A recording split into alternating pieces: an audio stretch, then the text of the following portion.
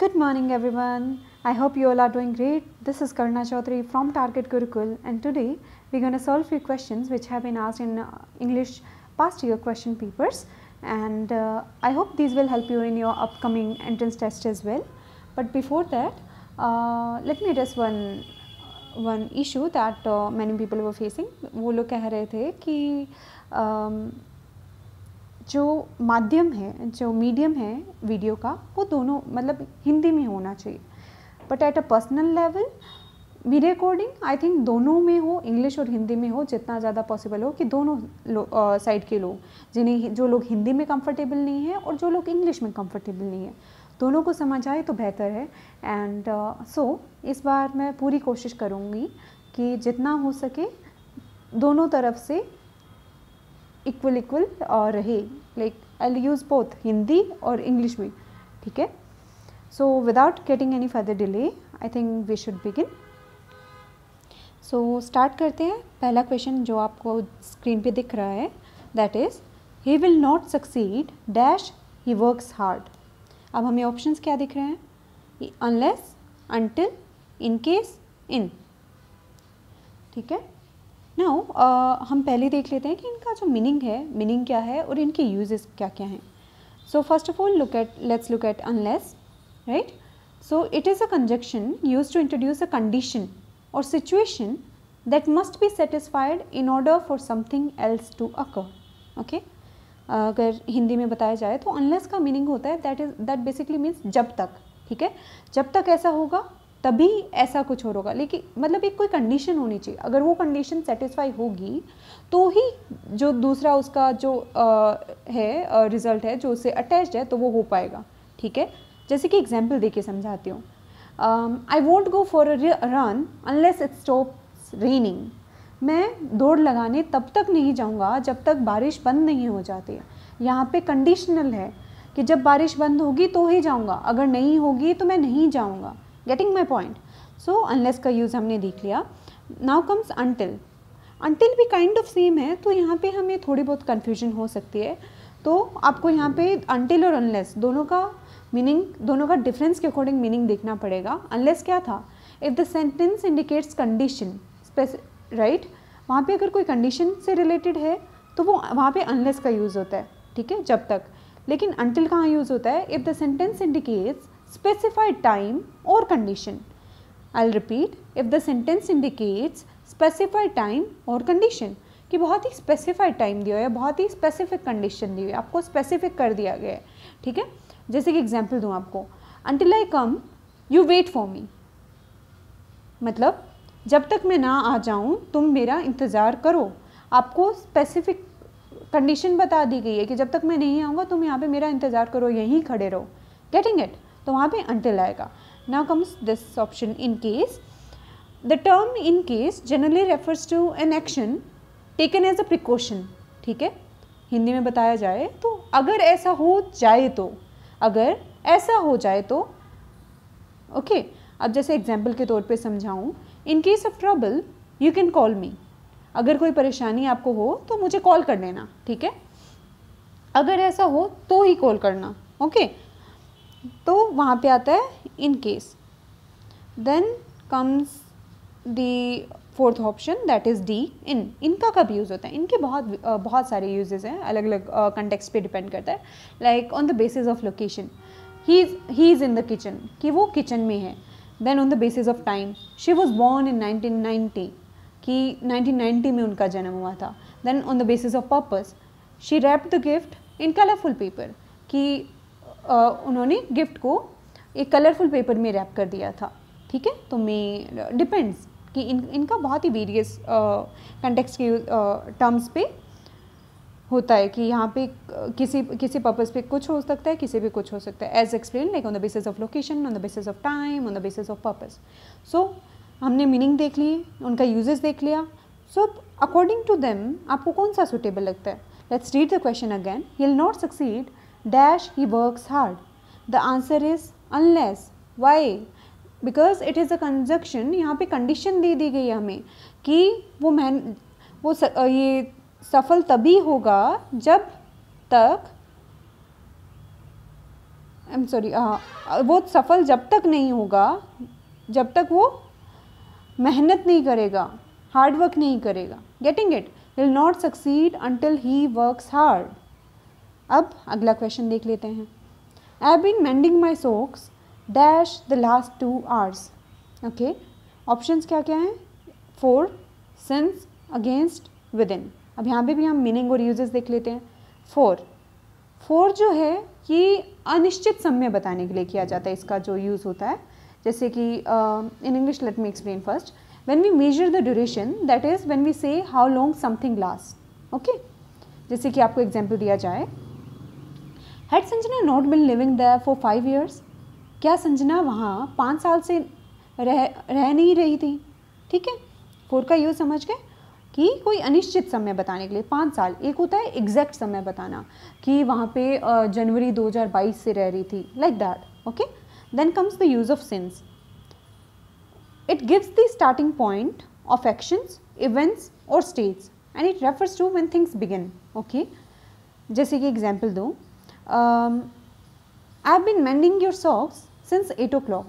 सो यहाँ पे आपको दोनों के बीच में यहाँ पे कन्फ्यूज़न हो सकती है. एक तो फॉर में कन्फ्यूज़न हो सकती है, एक सेंस में कन्फ्यूज़न हो सकती है. वहाँ पे क्या था? फॉर में क्या था? अनिश्चित समय बताने के लिए. लेकिन सेंस में क्या है? निश्चित समय बताने के लिए. जैसे कि एग्जाम्पल दिया जाए, I have been mending your socks since 8 o'clock. अगर यहाँ पे अपने को क्वेश्चन में क्या लिखा हुआ है? The last 2 hours. क्या स्पेसिफिक दिया हुआ है कि 8 बजे से 9 बजे से? अगर स्पेसिफिक होता तो सेंस आता. यहाँ पे हमें स्पेसिफिक नहीं दिया हुआ है. ठीक है, अब आपने देखते हैं ऑप्शन अगेंस्ट. अगेंस्ट का कब यूज़ होता है? It is a preposition commonly use to indicate opposition, resistance और contrary action. Basically opposition, that is के खिलाफ, वहाँ पे अगेंस्ट का यूज़ होता है. जैसे कि एग्जांपल दिया जाए, she spoke out against the new policy. जो नई पॉलिसी आई थी उसके खिलाफ उसने बयान दिया. ठीक है, या वो बोली, वहाँ पे अगेंस्ट का यूज़ होता है. Basically in terms of contrast कि जैसे कि एक और एग्जांपल दिया जाए, the results were against our expectations. कि हमने जो एक्सपेक्ट किया था उससे बहुत ही विपरीत थे हमारे रिजल्ट. ठीक है, then the last option that is within. This one, it is use to indicate the position और location of something inside a certain boundary और लिमिट. बेसिकली के अंदर. ठीक है, जहाँ पे भी हम इस कंटेक्स्ट में बात करते हैं वहाँ पे विद इन का यूज़ होता है. अगर आपको एग्जांपल दिया जाए, the keys are within the drawer. चाबियाँ ड्रॉर के अंदर हैं. हाँ, और एक और एग्जांपल दिया जाए, the project must be completed within a week. Project 1 हफ्ते के अंदर पूरा हो जाना चाहिए. के अंदर ऐसे स्पेसिफिक टाइम या स्पेसिफिक ऐसे उस हिसाब से बात की जा रही है कि किसी के अंदर है या इसी अंतराल के अंदर हो जाना चाहिए, लाइक दैट. तो वहाँ पे विद इन का यूज़ होता है. ठीक है, हमने ऑप्शंस देख ली. अब फिर से क्वेश्चन देखते हैं. I been mending my socks dash the last 2 hours. यहाँ पे आपको क्या लग रहा है? एज पर the uses that I have explain, जितने मैंने बताए उसमें द ऑप्शन इज ए. यहाँ पे आएगा 4. ठीक है, I been mending my socks for the last 2 hours. यहाँ नाउ कुछ लोगों को डाउट आ सकता है, एज आई एक्सप्लेन्ड अर्लियर, कि बच्चे कंफ्यूज हो जाते हैं फॉर और सिंस में. तो आप हमेशा याद रखिएगा सिंस वहीं आएगा जहाँ पे स्पेसिफिक टाइम दिया हो. अगर यहाँ पे इसी सेंटेंस में हमें लिख दिया होता लास्ट 2 hours की जगह 8 o'clock, राइट, तो यहाँ पे सिंस आता. बट हमें क्या दिया हुआ है? द लास्ट 2 hours, तो यहाँ पे 4 आएगा. ठीक है, अनिश्चित समय. अब अगला क्वेश्चन देख लेते हैं. The next question is, John paid a large sum as dash to the kidnappers of his son for his dash. हमारे पास यहाँ पे 2 ब्लैंक स्पेसेस हैं, एक ये एक ये. उसी के अकॉर्डिंग 2 ऑप्शंस हैं हर एक ऑप्शन में. अब यहाँ पे एलिमिनेशन जो मेथड है ना, वो बहुत काम आता है. एक तो आपको थोड़ा सा अंदाज़ा हो, दूसरा आपके पास कॉमन सेंस हो, तीसरा आप उसी कॉमन सेंस उसी लॉजिक के थ्रू आप इन ऑप्शंस को उस सेंटेंस में डाल के देखेंगे तो आप आसानी से करेक्ट ऑप्शन की तरफ पहुंच पाएंगे. जैसे इसमें देखें अपने, पहले तो इसका कॉमन सेंस लगा के इसका मीनिंग समझें. ठीक है, John paid a large sum as dash. John ने बहुत बड़ी रकम दी एज डैश. डैश हम देखेंगे एज पर the options, to the kidnappers of his son for his dash. ठीक है। किडनैपर कुछ किडनैपर्स ने ये जॉन है उनके बेटे को किडनैप कर लिया है, तो उन्हें बहुत बड़ी रकम दी as dash for his dash, ठीक है।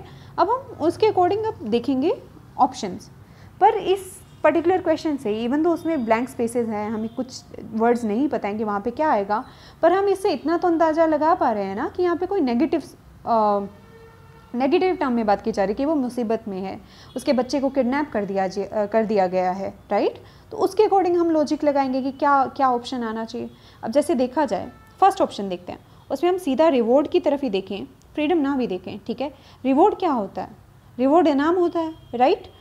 Reward is something that is given और received as a result of effort और अचीवमेंट, ओके। तो कोई इंसान इनाम क्यों देगा अपने बच्चे के किडनैपर्स को? नहीं देगा, राइट। तो ए तो सीधा ही एलिमिनेट हो जाता है। Then comes the option B. Option B में क्या है? कंपनसेशन और अनकीप्स। अब कंपनसेशन देखें अपने, कंपनसेशन क्या होता है? कंपनसेशन इज मुआवजा या हर्जाना। It refers to the act of providing payment, benefits or rewards to someone in exchange for their work, service or losses. यहाँ पे वो मुआवजा क्यों देगा? उसे अपने बच्चे को छुड़ाना है, राइट। उसने उसके लिए पैसे दिए, वो मुआवजा देगा किडनैपर्स को? अगेन ये भी गलत हो जाता है। Then comes the option C, ransom. अब रैंसम का मीनिंग क्या होता है? इट मीन्स फिरौती देकर छुड़ाना, ठीक है। Money demanded in exchange for the release of a person who has been kidnapped, held hostage or taken captive, ठीक है। पैसे के बदले हम छुड़ाते हैं क्रिमिनल से, हाँ, किडनैपर से, दैट इज़ रैंसम। क्या ये सिचुएशन से मैच नहीं कर रहा है? कर रहा है, राइट। तो आंसर हम तो सीधा ही पहुंच गए। अभी इसका जो सेकंड ऑप्शन है वो भी उसमें डाल के देखें, रैंसम इससे मैच कर रहा है। हाँ, John paid a large sum as ransom to the kidnappers of his son for his dash, release, उसे छुड़ाने के लिए। तो आंसर सी तो सीधा ही आ रहा है ना कि आंसर सी ही होगा इसका। बट फिर भी हम डी भी देख लेते हैं। डी क्या है? डी में लिखा हुआ है चार्जेस एंड स्टे। चार्जेस तो ठीक है, कीमत, लेकिन स्टे छुड़ाना है ना बच्चे को, तो हमें उसे वहीं थोड़ा ना रखना है किडनैपर्स के पास। तो स्टे तो सीधा ही हमें बता रहा है कि अच्छा ये तो यहाँ पे आएगा ही नहीं, तो डी वैसे ही एलिमिनेट हो जाता है। सो सीधा with the help of common sense आप थोड़ा लॉजिक लगाते हो कि सिचुएशन क्या है, उसके according you are able to solve that. So this was pretty easy, बस थोड़ी कॉमन सेंस की ज़रूरत है। You use the elimination method, right. Now हम 44 देख लेते हैं। There are many grammatical dash in his composition.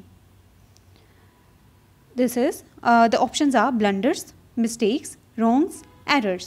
अब ये जो चारों के चारों हैं ये काइंड ऑफ सिमिलर से वर्ड्स हैं, लेकिन इनमें भी डिफरेंस है। Depends on the context, depends on the use. इनके बहुत अलग अलग हैं, मीनिंग हैं, ऑल तो सिमिलर हैं बट स्टिल उनमें डिफरेंस भी आपको मिलेगा। जैसे हम पहले ब्लंडर का देखें, ऑप्शन ए का देखें। ब्लंडर क्या होता है? कोई ऐसी बड़ी गलती हो जाए जो केयरलेसनेस की वजह से हुई हो। जैसे एग्जाम्पल दिया जाए, a last minute blunder made them to loss the match, ठीक है। लास्ट टाइम पे, बिल्कुल लास्ट मिनट पे इतनी बड़ी गलती हो गई उनसे just because of the carelessness कि वो पूरा का पूरा मैच हार गए, ठीक है। सो ये ब्लंडर था।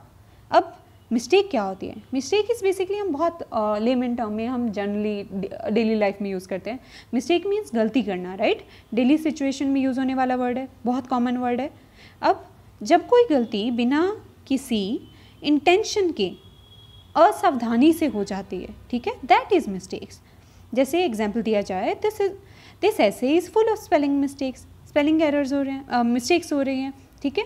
Sorry, I have made a mistake, मेरे से गलती हो गई, मुझे माफ़ करिए, राइट। बहुत ही कॉमन वर्ड है एंड हम कॉमन लैंग्वेज में यूज़ कर रहे हैं, लाइक इनफॉर्मली बहुत बार यूज़ कर रहे हैं, लाइक अच्छा मेरे से गलती होगी, लाइक दैट। मिस्टेक्स देख लिया। Then come C option, that is wrongs. Wrongs क्या है? इट बेसिकली मीन्स गुनाह करना। हाँ, it generally refers to ethicals और मोरल मिस्टेक्स जो कि किसी को नुकसान पहुंचा दे, वो होते हैं रॉन्ग, ठीक है। Then the last thing, that is errors. Formal context में एरर का यूज़ ज़्यादा सुटेबल है, ठीक है। एरर अधिकतर लैक ऑफ नॉलेज के कारण होते हैं। जैसे एग्जांपल दिया जाए, the essay contains a number of typing errors, ठीक है। नाउ अब हमने इनकी मीनिंग देख लिए। Let's look at the question again. There are many grammatical dash in his composition. क्या यहाँ पे ब्लंडर होगा? क्या इतनी बड़ी गलती होगी कि बस ग्रामेटिक कंपोजिशन के अंदर ही तो हम बात करें, तो ब्लंडर तो डेफिनेटली नहीं होगा. Then mistakes. मिस्टेक्स हमने क्या देखा था? गलती करना, इन जनरल टर्म हम यूज़ करते हैं, ठीक है, कई बार लग सकता है but it can't be. Then wrongs. Wrongs कैसा था? एथिकल से रिलेटेड था, ये भी नहीं होगा. हम बहुत बार यूज़ करते हैं ना, इवन हम अभी इंग्लिश सॉल्व कर रहे हैं, हम क्या कहते हैं? Find the grammatical errors in this, right, और find the errors in the given sentence, right. तो ये सीधा ही हो रहा है. The answer option is D. ठीक है. I hope you enjoyed the class. I hope this might help you in your upcoming examination as well, and thank you for the feedback. Keep studying, keep going, and have a great day.